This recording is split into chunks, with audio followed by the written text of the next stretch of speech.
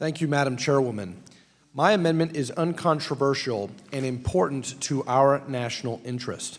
Under Chairwoman Waters' bill, she agreed with Republicans to restrict EXIM financing for Chinese state-owned enterprises that were involved in a number of activities contrary to the national interest. We had this debate yesterday regarding the amendment from Mr. McHenry. These included company involvement in human rights abuses, military and intelligence activities, corruption, the Belt and Road Initiative, and the theft of U.S. intellectual property. While it is obvious to Republicans that the EXIM subsidies for Chinese government-controlled companies that engage in such activities is outrageous, certain Democrat members objected. Perhaps the list was too extensive for them. Maybe our Democrat friends agreed with us on parts of the list, but not others.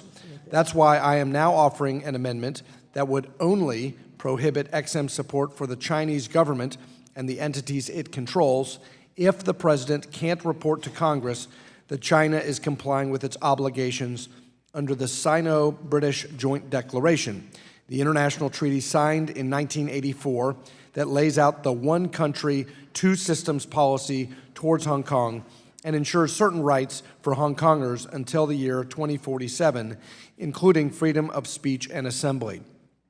The one country, two systems principle allows Hong Kong to retain its capitalist system. As we all know, the brave men and women in Hong Kong have been taking to the streets to protest China's continuous encroachment on Hong Kong's liberties. They have ample reason to be worried, since even 2 years ago, before the protests started, the Chinese Foreign Ministry had said that the Sino-British Joint Declaration, quote, no longer has any practical significance, and it is not at all binding for the central government's management of Hong Kong, unquote. Well, Congress should certainly affirm that the Sino-British Joint Declaration has practical significance. It is binding on the Chinese government.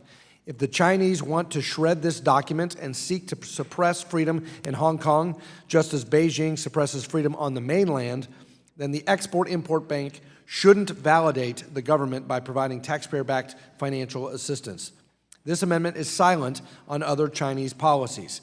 It does not, for example, make EXIM support contingent on changes to IP theft or to the Belt and Road Initiative. It doesn't even require progress on human rights outside of Hong Kong. The only condition Beijing has to meet under this amendment is in order to keep receiving EXIM subsidies, is to uphold its obligation under its treaty with respect to Hong Kong. That is all. To make this amendment even more straightforward for my Democrat colleagues, there are exceptions built in for small businesses and humanitarian exports, just as there were in Chairwoman Waters' original bipartisan bill. There's also a national interest waiver. So again, we all recognize that there were some Democrats who felt that the Chairwoman's bipartisan bill was too tough on the Chinese Communist Party. They felt that taxpayer-backed financing should be able to benefit Beijing without any conditions, even if Republicans felt that those conditions were no-brainers.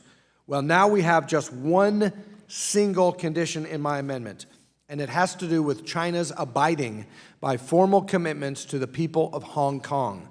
The Financial Services Committee has an opportunity now to stand with Hong Kong by adopting this amendment.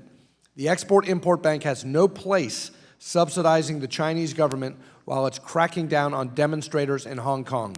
I urge my colleagues to adopt my amendment. I urge my colleagues to stand with the freedom-loving people of Hong Kong, to stand in defiance of Chinese communist oppression, and support this amendment. I yield back the balance of my time.